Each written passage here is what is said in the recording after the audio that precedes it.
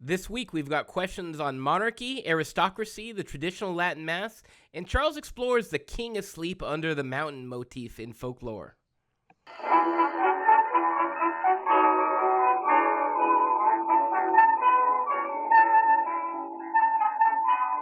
Welcome to another episode of Off the Menu, now being broadcast in podcast on the Crusade Channel. Talk radio the way it should be at crusadechannel.com. I'm your host, Vincent Franchini from Tumblr House, here with a deconstructed Charles Coulombe. Deconstructed? You're really reaching, aren't you? Deconstructed. You mean I'm like Foucault has analyzed me and found that because the totality of my experiences are not really shared by other people, I'm really only relevant to those few who have shared them. What? I have no idea what's... First off, who's Foucault? All right, Derrida, I don't care. Take it whichever way you want to go. Deconstructionists. And their basic thing was that literature is only relevant to people who share the background or interests or nationality or whatever of the writer. That's kind of weird. Well, my immediate question when you've got a deconstructionist literature professor is, why is he being employed? Since it's useless crap, why doesn't he get a real job? You know, doing, I don't know, pushing a broom or something at a McDonald's. Is this a modern thing that you're talking about? Is this? Yeah. Because that seems like the opposite of woke, where it's like embracing diversity. They're saying it has to be laser focused, homogenous to your own culture. I know, but see, woke goes in for that too when they ask for ethnic safe spaces and all that kind of stuff. Okay, so wait, so go into deconstructed again. So these people who say that, they're deconstructing you? Well, I guess, basically, if you're not, they would say that my writings, my speaking, this stuff here that we do, everything, the totality of my work is really only relevant to those people of French Canadian descent, born in New York City, moved to Los Angeles at an early age, and then in their dotage moved to Austria. I feel like what's embodied in that mentality is a complete aversion to more morality tales. Morality tale. Because a morality tale, the lesson in a morality tale would be universal, regardless of culture. But it seems like these people aren't interested in that. Well, I mean, look, Goldilocks can only be of interest to the Ursine American population.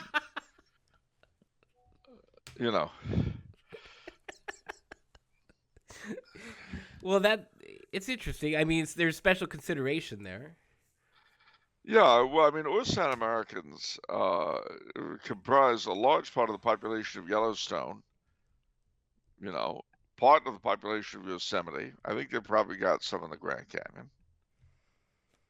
Yeah. So the backwoods of Pennsylvania and New York, the Adirondacks, the Poconos.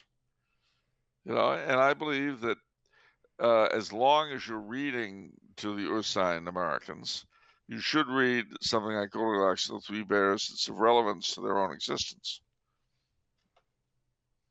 That's fair, Charles. So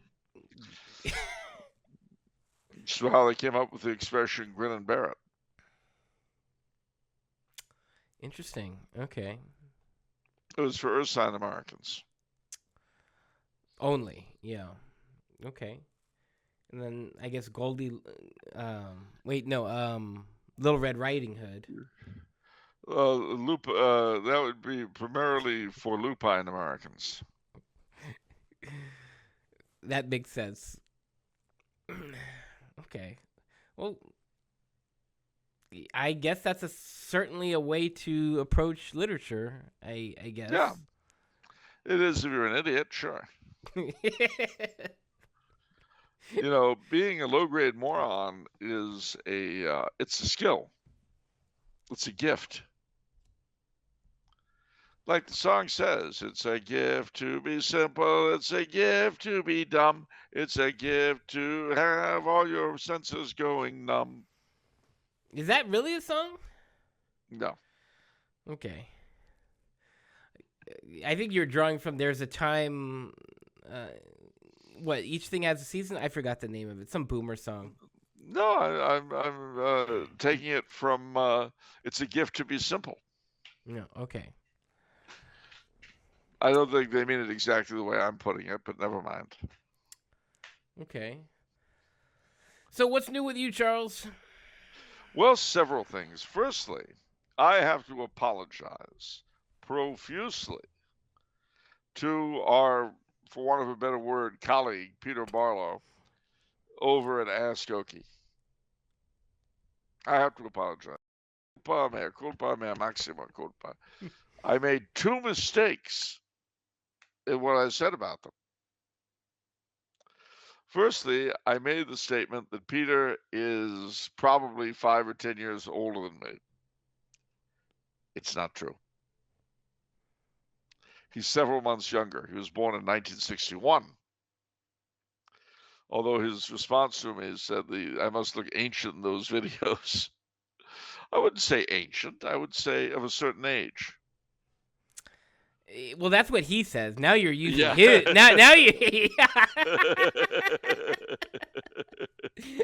So you see, Peter, I wouldn't say you look ancient. I would say you look of a certain age, is what I would say.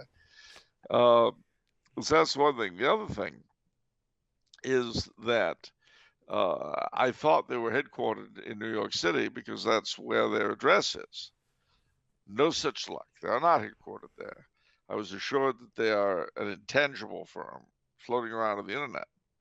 Although Oki himself, aka the Prof, had a birthday this past week in Abu Dhabi. So they are running all sorts of pictures of this lavish party. Now, I wish I could say it's a wonderful, tremendous thing, that it was great, and so on and so forth. But since no one had the wisdom to invite me, I didn't go. But I'm not going to whine about it. I'm not. It's all right. I'm okay. I'm recovering. But don't forget me for next year. Although I don't know how badly I want to go to Abu Dhabi. It seems like they're marketing to the mega ultra rich over there in United Arab Emirates. Arab Emirates. What I've always wondered, what's the story with United Arab Emirates? Because it almost seems like there's new money there or something, and they're really, it's like almost like a resort for the ultra mega rich. Yeah, that's about it. What happened was that originally there was 7 little sultanates or whatever they are, the sheikdoms, 7 little sheikdoms that were called Trucial Oman, or the Trucial States. They became independent from Britain in 1971, because, like Malaysia, they retained each of their heads of state. It became the United Arab Emirates. All 7 are on this ruling council. But Abu Dhabi is the biggest of them. Nevertheless, to there and Qatar and Bahrain, a lot of new money has come flowing in. I mean, after World War II, they all became rich through oil. But now, as you say, they've become resorts for the super rich. And they look to me a lot like Vegas writ large. Yeah. Yes. Only in the Arabian sands. Right. I am the Sheik of Araby. Like that. Yes, exactly like that. You really nailed it with that. No, thank you. Okay. So, but anyway, so my apologies to Peter for getting those 2 things wrong. I assured him that if I ever come into some real dough, I will get a suit. I don't know what those suits cost, actually. They may actually be within my range. I don't know. But I do urge people to go and look at Ask Oki, Ask Oki. And mind you, this was not a funded or paid announcement. but simply out of my agreement with their stated agenda, which is to have men look like grown-ups and not like little woo-woos who need love. Cute little woo-woos? Little woo-woos. Tiny little ones. You know, dressing like a grown-up is an art, not a science. And once you grow beyond a certain wavelength, you might say, it becomes almost second nature. But you've got to memorize little things, like wear a tie with a suit. And if you've got the chance, have your waist up here and not down here. Yeah. Okay. Anything else, Charles, before we tackle the questions? Oh, indeed. Last week it was Walpurgisnacht, May Day. And you know what that means. Yes. Bonfires. Smoke out the witches. Yes, but more important, May 1st is two great holidays in this wonderful country of the United States of America, although that's that country you're in, not where I am right now. And those are Law Day and Loyalty Day. Yes, ladies and gentlemen, you missed your chance on May 1st to show your adherence, A, to the rule of law American style, and B, your loyalty to our American way of life. What are you doing for Law and Loyalty Day? Well, I mean, it's past, so I have to tell you what I did. And Yeah, the what'd you answer do? is I wore a United States flag pin on my lapel. I put out on the internet stuff on Law and Loyalty Day. Did you And barbecue? no, I didn't barbecue, but I did tell Herr Vest at the Cafe Vest about it, and he was suitably impressed. I said, this is Law Day and Loyalty Day, when we Americans celebrate the rule of law that makes our liberty possible and the lifestyle that comes from that liberty. He was very impressed. Do people barbecue over in Europe? Do they have like a grill, you know, and they just kind of do celebrations like that a little bit? Somewhat, a bit, sometimes. But it's an American thing. Yeah, I mean, it's not a worship service the way it is for us. A worship. I mean, that's okay. But I mean, barbecue is tasty, and I feel like that's universal. So it's like Americans latched on to the fact that barbecue is tasty. Why can't Europe like be like us in that regard? Because they have other things that are tasty that we can't do. What do they have? Fritatensuppe. I can't even Google that. I literally can't even Google that. I don't know how to spell. What is that? Sliced pancakes in beef broth, beef bouillon, you might say.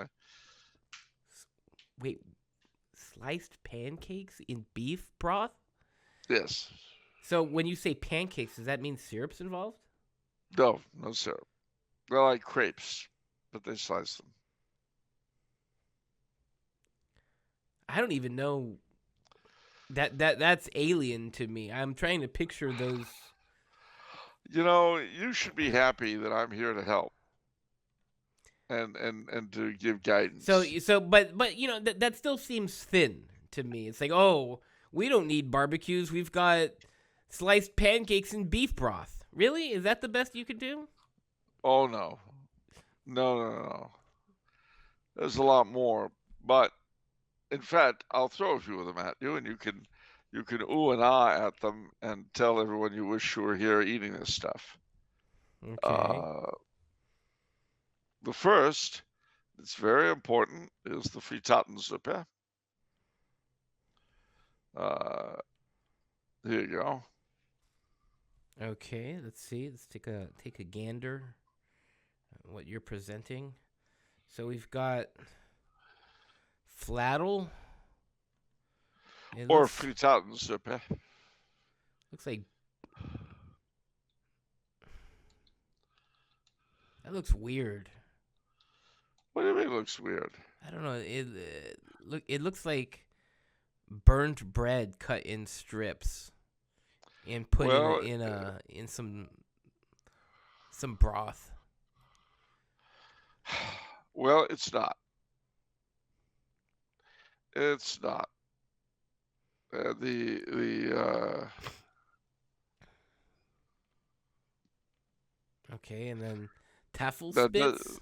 Tafelspitz. That is boiled veal or beef in broth, served with a mix of minced apples and horseradish. It's a classic dish of the Viennese cuisine and popular in all of Austria and the neighboring German state of Bavaria. See, now wouldn't you love to sit down to a steaming bowl of Frittatensuppe followed up by Tafelspitz? It looks good. It looks very tasty. Um, okay, I mean those are good things. I guess those are good consolations to. Yeah. Okay, I mean that's fine. Are you hungry now? No, I mean, I still would take American barbecue, and not even American, but over here in Southern California, I mean, we've got even more stuff here. I mean, we've got stuff like carne asada. We've got this Mexican style of barbecue, which is just out of this world. And some of these marinades that they use on chicken is just like, oh, it's so good. I know what you really want. What? You can't fool me. What? Well, you remember the barbecue place that was in Pasadena on Rosemead, you know where it bends?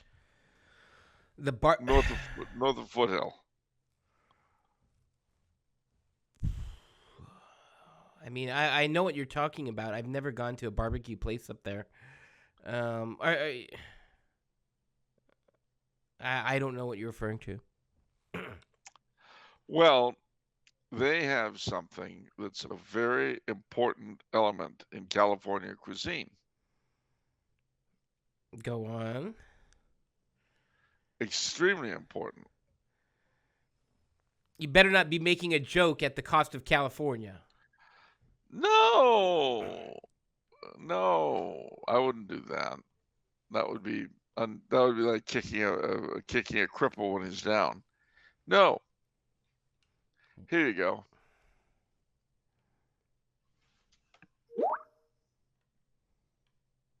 Santa Maria tri-tip. Yeah. Mm-hmm. Yes, can confirm. Very good. Oh. Very tasty. Very proud of that. Feel better now? So I didn't know that was California specific, but makes sense. It's really tasty. Yeah, it is. It is quite good. California has some good things. Abalone, although you're not allowed to have it anymore. But you know. All right, fine. You're gonna be smug. You're gonna be in this mode. We're gonna move on then. Okay. Fine, be that way. I'll answer your questions. I don't care. All right. First question is from Aurora. She says, "Hello, Vincent and Charles. This question probably will reach you too late, but I remembered Walpurgisnacht. Sorry for my pronunciation. Is coming up, so I wanted to ask about it before it passes. How can it be celebrated? When I researched it, most sources described it as a pagan holiday. But isn't it actually Catholic?" Yes, it is. I mean, it's pagan the way Christmas trees and Easter bunnies are pagan. Yeah. It's pagan the way income tax is pagan.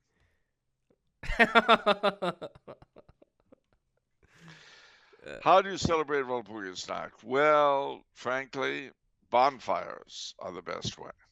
Now, traditionally, the bonfires were held to disrupt the witches riding to their witches' Sabbath on their brooms. So it's kind of an attack on the forces of evil. Yeah. But you should also learn about St. Walburga, whose tomb continues to ooze an oil that's used for healing purposes and so forth. Wait, could you say that it oozes? Oozes. as in oil comes out of the tomb. And it's Saint Walpurga? Oh, Walburga, yeah. Walburga. Burga. Okay. And her tomb is in Eichstatt. Huh. What does it ooze? An oil, a healing oil. Do they collect? Do people collect the oil to heal people? They do indeed. And they use it to cure people of various illnesses. I'm not entirely sure I understand. So, the body or the tomb, it's in a crypt or something. Yes, and it oozes, and the stone oozes out oil, and has for hundreds of years. That's unbelievable. I've never heard of that. I feel like that should be more widely known. I guess there's a lot of things that are like that, but yes, that's unbelievable.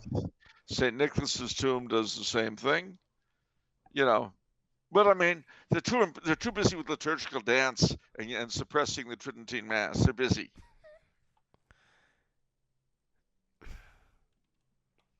That's incredible. That's just one of. There's various things miracles that you hear about where not only miracles but ongoing continuous miracles, and you wonder how is this not talked about? Well, it's not talked about because the scumbags, the filth, the dominant ones in church, state, and culture don't want to hear about it. They're too busy, selling themselves for the cheapest amount they can and demonstrating to the world how entirely stupid and brain dead they are. I mean that in a nice way.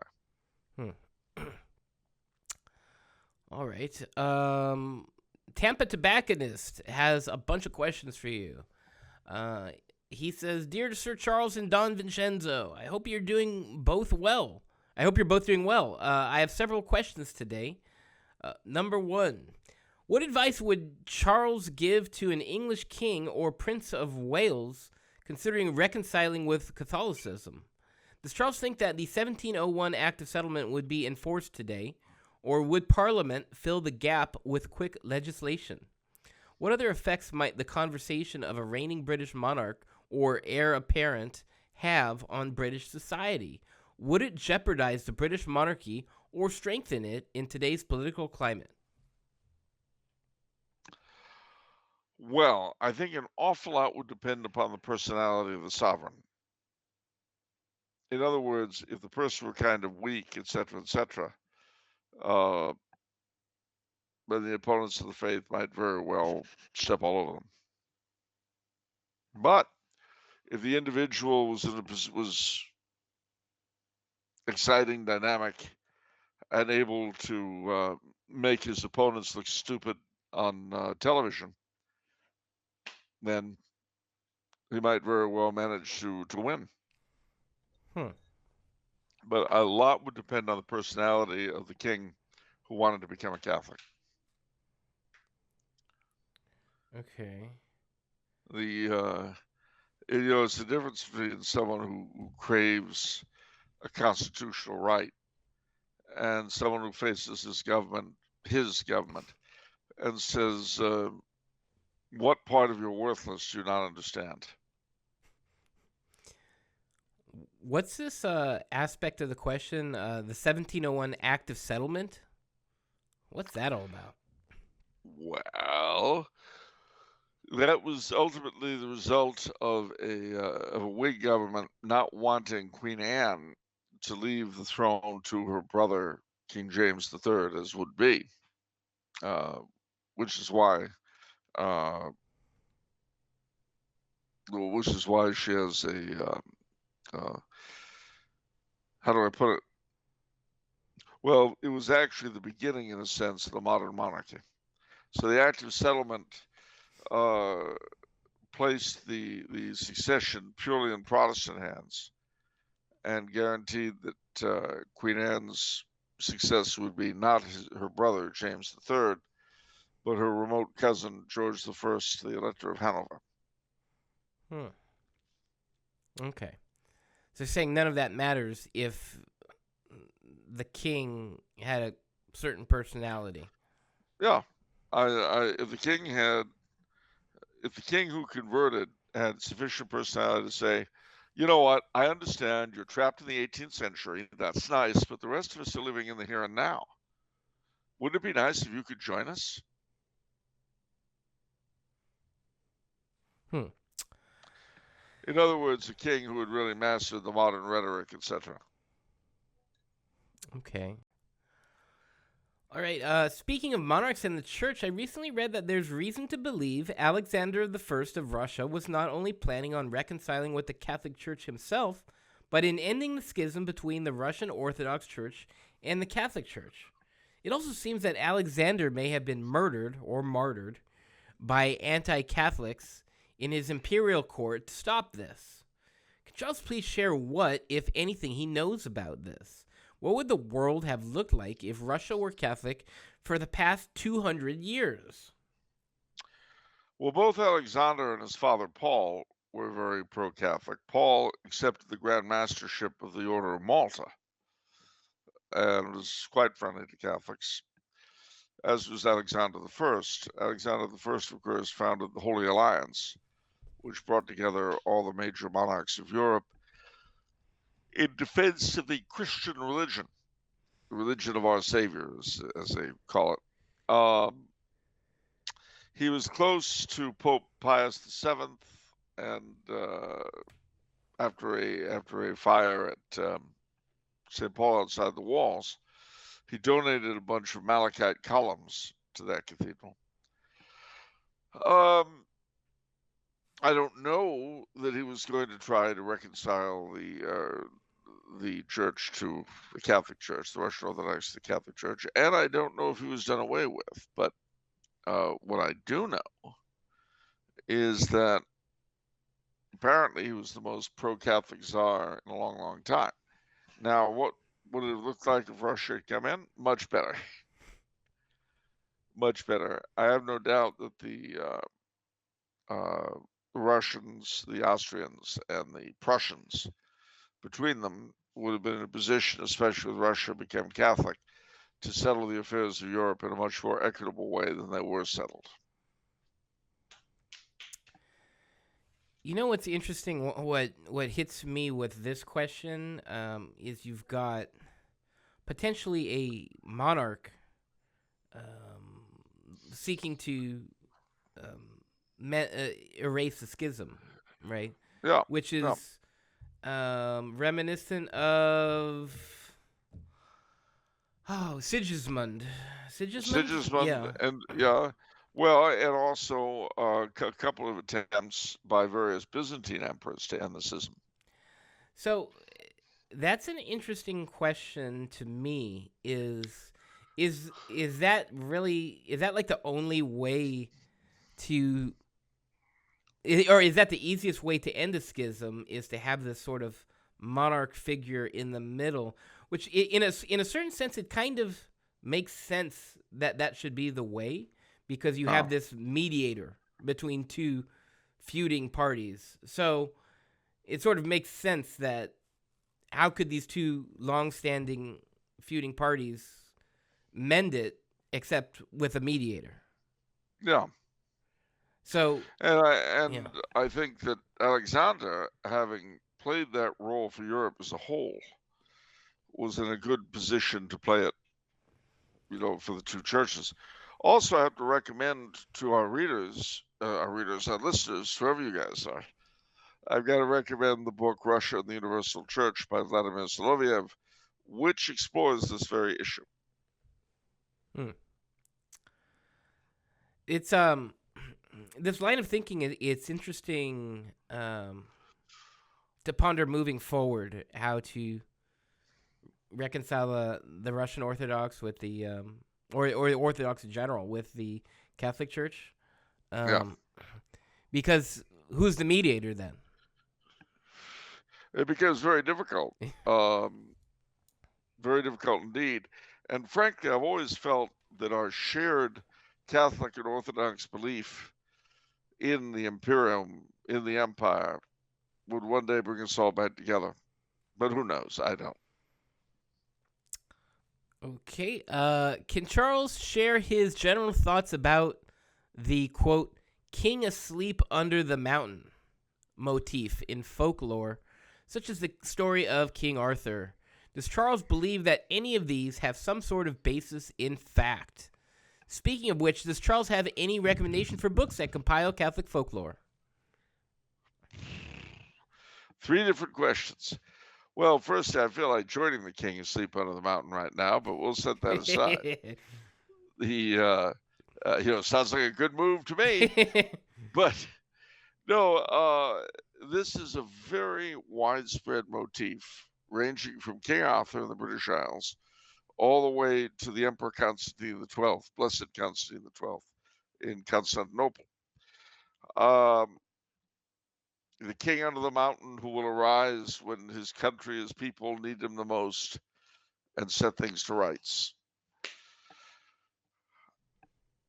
It's a powerful image, a very powerful image. And as a result, it's affected everyone fortunate enough to have such an image. What is its position in reality? Well, I don't know. I mean, on the face of it, you would be talking about some great monarch going into suspended animation. And how's he going to do that in the era before technology could produce that to the degree that it can?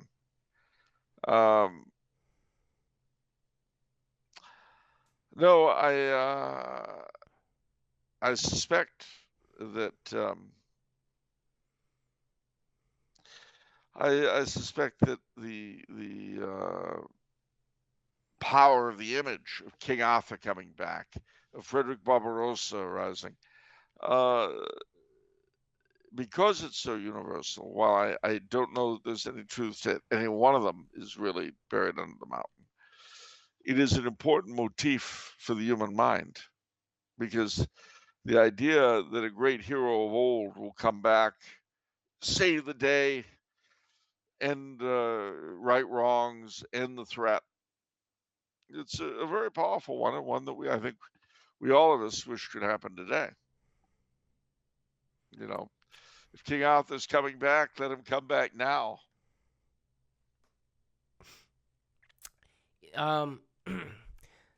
Aragorn doesn't quite qualify into this motif, does he?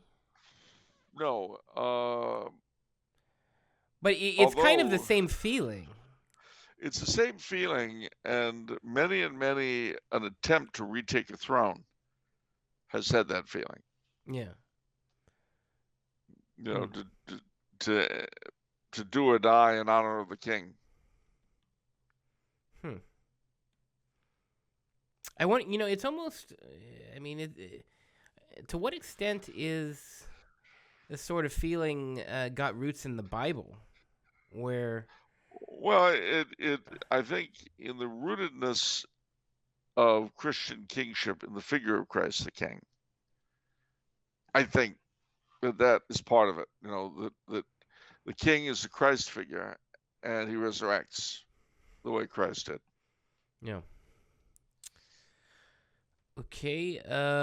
Can Charles explain the history of the various forms of address for the monarchy and aristocracy? Why is an English king a majesty and an English prince a royal highness, while the Prince of Monaco is a serene highness, while both English bishops and dukes are called your grace? Great question. Good question. In the 1500s, before the Protestant revolt, the kings of England were called the King's Highness. And majesty was reserved for particular sovereigns. However, after the 17th century, it became a general term. And there are, of course, records of people bearing the title being hunted by I'm sorry. There are the opposition to Henry VIII was overwhelmed by his being dubbed with the name Majesty, with the title Majesty. Now, the reason why the British Prince of Wales is His Royal Highness and the Prince of Monaco or the Prince of Liechtenstein is Serene Highness is precisely because the Prince of Wales comes from a royal house, whereas the Prince of Liechtenstein, the Prince of Monaco come from princely houses. They're called Your Serene Highness because that implies an independent principality. That's why Venice was called La Serenissima, the Serene Republic. It was to show the serene in this case really means sovereign. I mean, not directly, but that's what they're saying. As far as the other titles go, well, Your Grace, if you remove Cardinal, the highest rank in the Catholic Church is Metropolitan, Archbishop Metropolitan. The highest rank in the secular nobility in England is Duke. So they're equivalent. Remember, church and state were two sides of the same reality. So that's why they were both Your Grace. And then the last question, what was it? The dukes, English bishops and dukes called Your Grace, Prince of Monaco, Serene Highness, English Prince, did Royal all Highness. And We why got through it. why is the English King a Majesty? It just answered all that. Excellent. So we're through. Move along. Nothing to see here.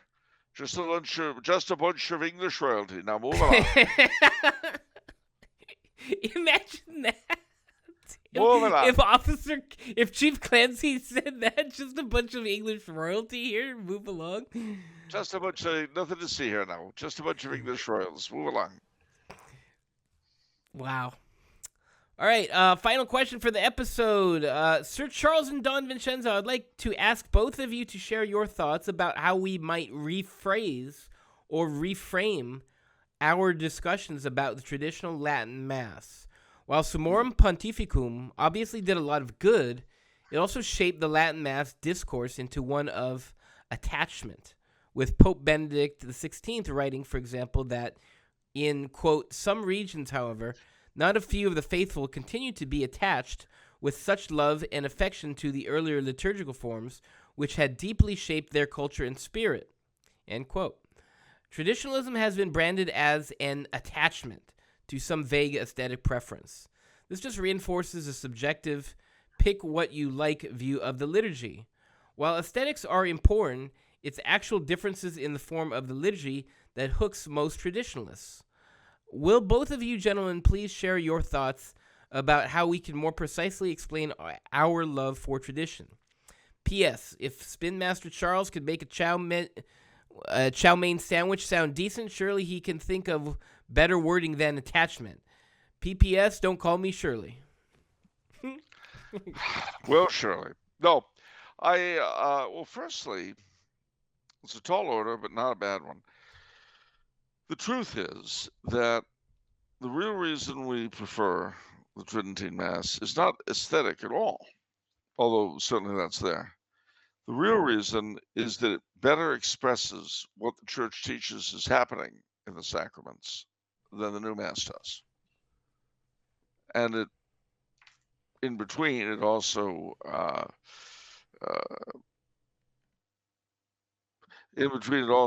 gives us a sort of way to evaluate, way to judge these changes. At any rate, although the aesthetics are important, although the attachment is important, although the uprooting of attachments is cruel, unusual, and fit only for a Catholic hierarch in terms of its evil, nevertheless, the real problem is if the new forms do not express as well what the old forms claim was going on. So in other words, you should be unable to read a text of the Mass without knowing that transubstantiation is happening and that the real presence is there and that he's being, in a sense, propitiated, which you can see easily enough in the text of the Old Mass, but is not necessarily readily available in the text of the net.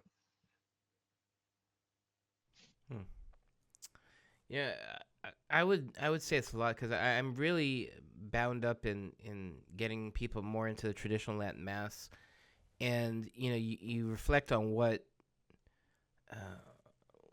gets people into it and what traditionalists do that are repulsive to people, to be quite honest. And I think it comes down to a single word for both. It's the word serious. Because traditionalists are serious about what they practice, and the traditional Latin Mass is structured in such a way that it recognizes, it shows that there is a miracle happening, right? Whereas in the Novus Ordo, it's like, do people know that a miracle just happened? Are we treating it accordingly to a miracle? So there's that seriousness there, and I feel the seriousness converts. That it matters. It's not just this fluffy, feel-good stuff. That it's real, and it deserves to. It's something that deserves to be taken seriously, and that in and of itself, sort of gives people pause, right? Whoa, these people are really serious. Maybe there's something to this, right? No. Maybe it's not just simply routine community feel-good stuff. Conversely, that seriousness overheats all the time. If if this is sort of if there are so many things done correctly here in the view of heavenly realities and everything else, it would make sense that the devil has his sights on this and would want to tempt everybody. And that temptation is pride. That is the main obstruction to the traditional Latin Mass growing more. It's actually the pride of trads. Yeah, and without wanting to gaslight ourselves too much, we can be pretty obnoxious. But the funny thing about that is when people will blame basically trads for the return to the sea, as it were, of the Mass. What's that? Return to the sea? The return to the sea. The trash can custodians banishing it beyond the waves. And people will try to justify that by saying, "Oh well, those trads are so mean." Well, the problem is, it doesn't matter how mean someone is; it does not justify an injustice. I may not like the way you look at me, but if that's all you've done, I have no right to punch you. Now, mind you, if I do punch you, you've got the right to punch back. But that's a whole other issue. And the fact is that trads can be very, very, very, very difficult. But at the same time, we mustn't ever, ever allow that fact to alter the necessity of the loyalty of the hierarchy to truth. I mean, okay, we're nasty, mean people. How does that change the fact that you're violating your own law? How does the fact that I'm not a nice person to you change the fact that you, the superior, are playing fast and loose with the law? I don't care how nasty I am. You don't have that right. I know you're in charge. I know. Poor little boo boo. And then one day you're going to die. And when you die, you won't be judged like a subject. You'll be judged like a ruler. And then, oh, my little munchkins, things will be a little different for you. I hope that you and us and everyone go through that particular test, however it is to each of us. Anyway,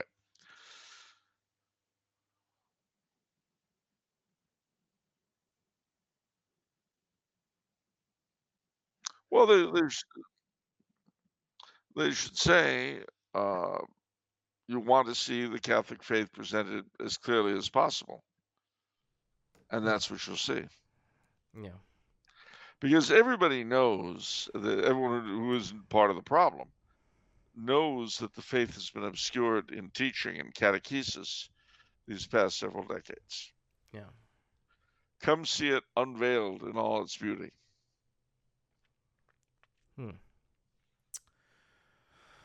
Okay. Kind of a short episode this week, but you know, You're sick and I'm tired. yeah. But we still, despite being sick and tired, we still managed to get a shout out to Peter Barlow, didn't we? Yeah. We managed to win the Irish sweepstakes, didn't we? What? What is that a horse racing event? What is that? Yeah, yeah. Did we win? I don't know. What is this? So Is this I'm Yankee just- Doodle Dandy? Isn't Yeah. Yankee Doodle Dandy about horse racing in the United Kingdom? Yes, it is. Yeah. I'm the kid who caught the candy. I'm a Yankee Doodle dandy. You know. I'm a Yankee Doodle dandy, a Yankee Doodle do or die, a real live nephew of my Uncle Sam, born on the 4th of July. I've got a Yankee Doodle sweetheart, she's my Yankee Doodle joy. Oh, Yankee Doodle came to London just to ride the ponies. I am that Yankee Doodle boy. There we go. It feels like a full episode now, and we've got you singing. The people. I think the people each episode. It's either like you've got to be reading doing a dramatic reading of a poem or doing a song, and then it's like okay, we've. Well, hold on now. Well, I've done this before, I think, but there's one of my favorites, Miss Otis Regrets. Oh no. No, why would you do that? Everything was fun and happy. And Miss Otis is a fun song. okay, go ahead, All right, Charles. fine. Forget Miss Otis Regrets. We'll come up with something else. Hold on. You want something bright and cheery. Oh, all right. Are you ready? I'm ready. Let me see. Come away with me, Lucille, in my merry Oldsmobile. Down the road of life we'll fly, automo bubbling, you and I. To the church we'll swiftly steal, and our wedding bells will peal. You can go as far as you like with me in my merry Oldsmobile. Oh, and you remember the one that Hal the Robot sang in 2001? In Space Odyssey? Yeah. What did he sing?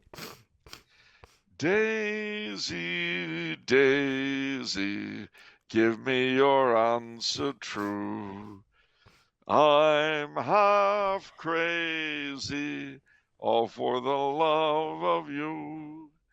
It won't be a stylish marriage. I can't afford a carriage, but you'll look sweet upon the seat of a bicycle built for two. Now, some cruel woman came up with an answer to that song. Okay. It went, sweetheart, sweetheart, here is your answer true. You're quite crazy if you think I'm in love with you. If you can't afford a carriage, then you can't afford a marriage. And I'll be damned if I'll be crammed on a bicycle built for two. Wow. That was quite a severe reply. Well, it's not all peaches and cream, not all dragons and piranhas. Yeah. All right. Just a question for you. What is it if it's Monday? Please, folks, I can do this. Off the menu. And what about the soul you save? It may well be your own. See you next time, Yep. everyone. Good night.